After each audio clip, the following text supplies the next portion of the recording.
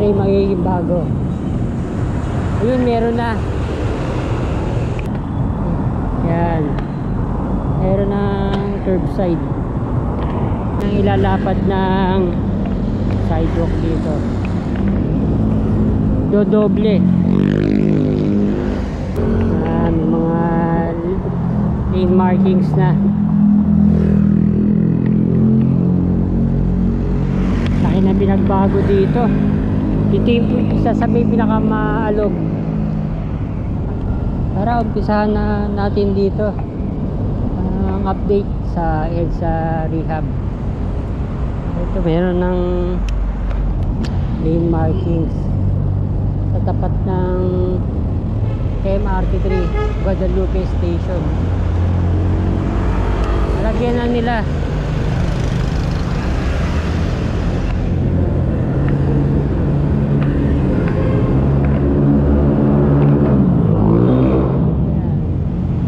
Ganito yung ilalapad ng sidewalk dito sa Guadalupe.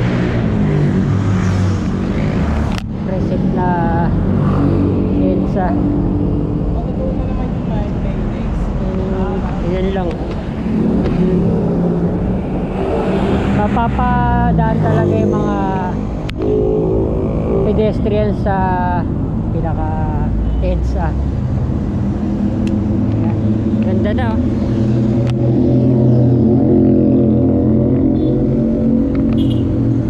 Ganda pa rin ang kulay. Sa may Pasay, asfalto na ano na, namuti na. Dito maganda pa.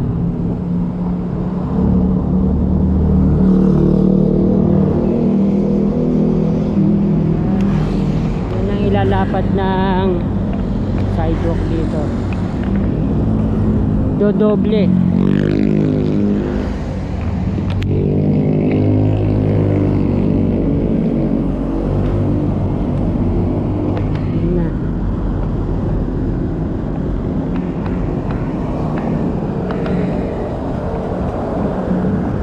Ganda na pagkaka-asfalto dito.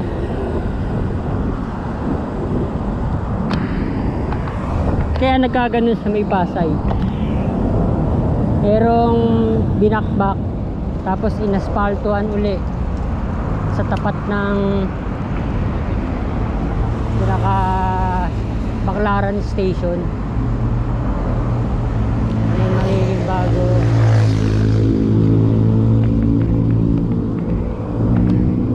Ito yung parte na mayroong mga puno.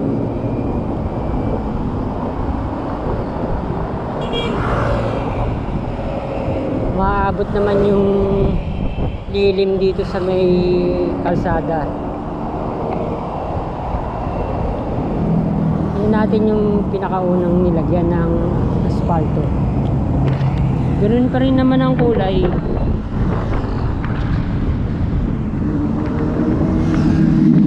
May mga ano na, namuti na. Wala pa nadadagdag. Ganito pa rin.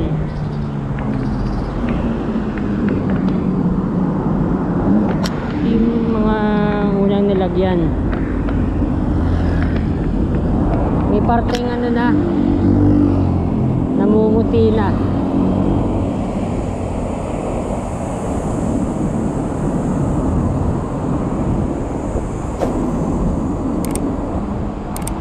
Ganda lalo sana nito kung meron itong mga damo sa gilid, mga puno.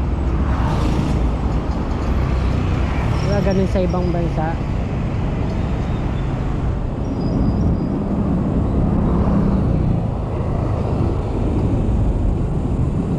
May pasok na nga pala bukas.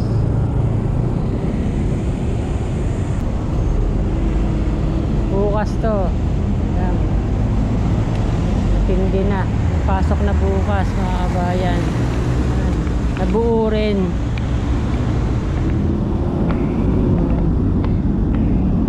Pinakaano na lang, ibabaw yung disenyo.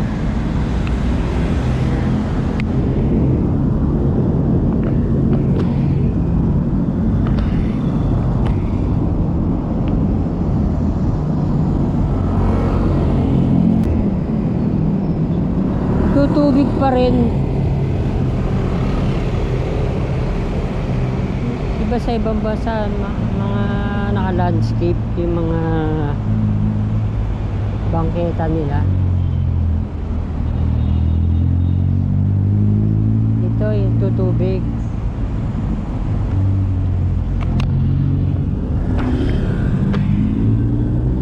Maapaw yung tubig dito.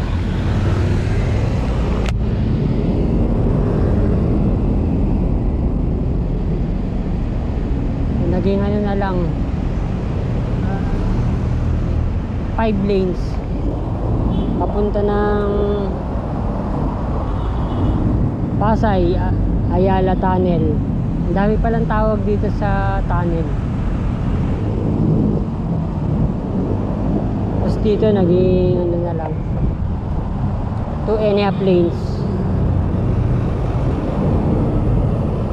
Dito hindi pa buo. Na-adjust nila yung curbside saka gutter. Nandito yung dati. Ayan, napunta na dito.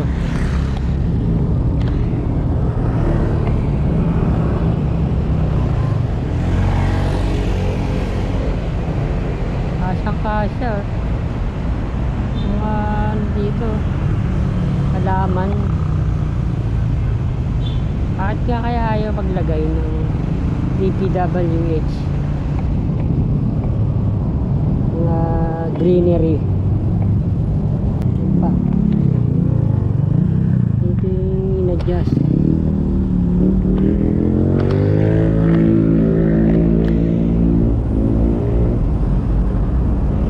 Nilalagyan pa lang dito.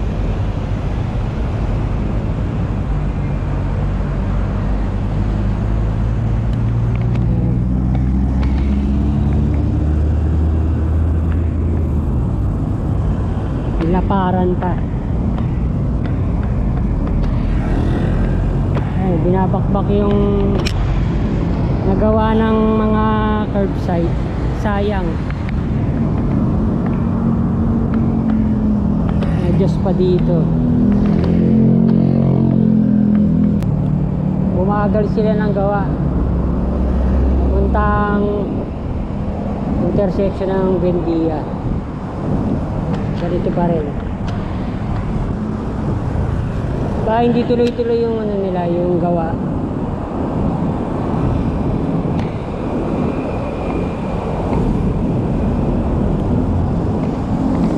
Tataas ulit ang gasolina sa Martes.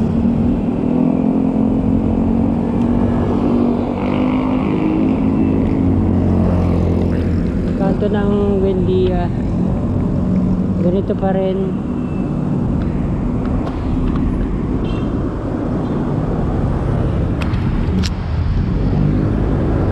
Dalawang row. Tapos naging, ito na dagdagan na.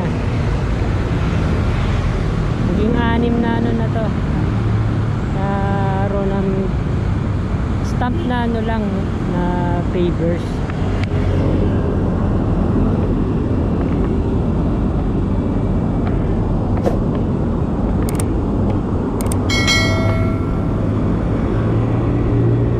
Talaga hindi pa totoong tiles ang ginamit, pavers. Laki naman ang budget.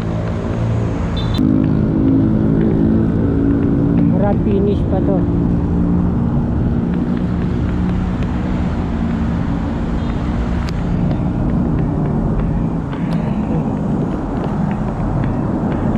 Naging 4.5 meters na yung lapad ng bangketa papuntang Ayala Avenue.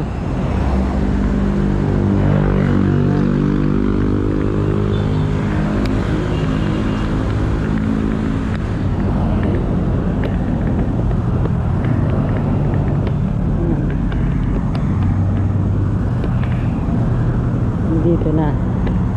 Ayan.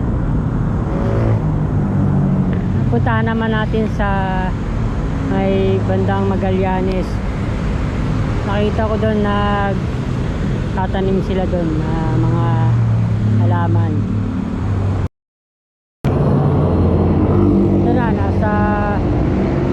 northbound na tayo sa Magallanes. Yun. Katanim sila doon ng mga halaman sa ilalim ng MRT3. Yun.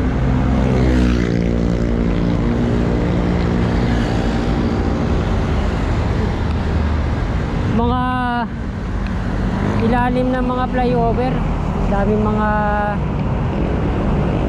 homeless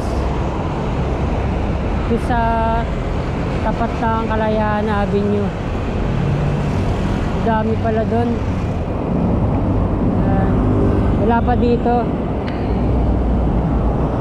Nagpasan na natin to. Dito tayo sa may Guadalupe.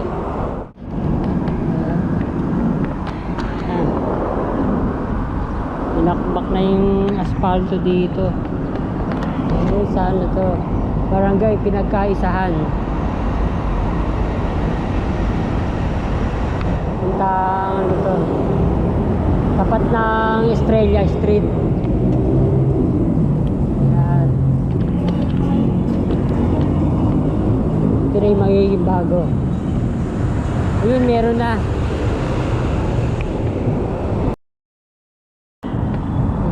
Yan.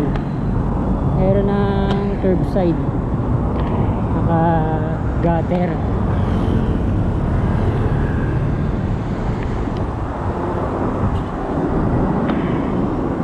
Okay na dito, malapad na. Mga sa 4 meters na. 5 meters, lumapad pa.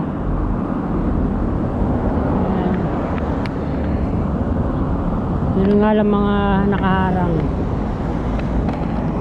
Guadalupe Nuevo. Yun din, meron na rin. Estrella Footbridge.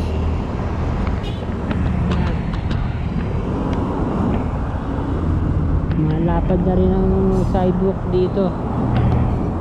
Medyo naka ano yung gutter, naka slant.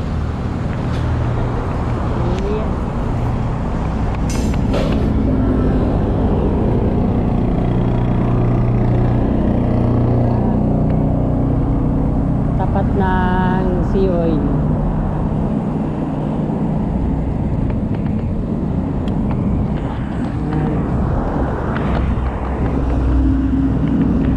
Ito binakbak pa lang. Ganyan nakalapad ang magiging bago mga bayan.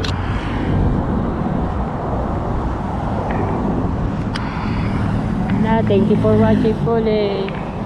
Update natin sa EDSA Rehab building. Mga lane markings na. Laki na binagbago dito.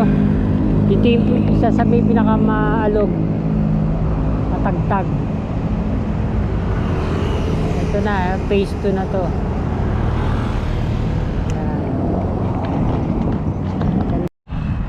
Ganyan kakapal ang binigay na asfalto. Nasa ano to, 4 inches. Ang kinis ng pagkakagawa.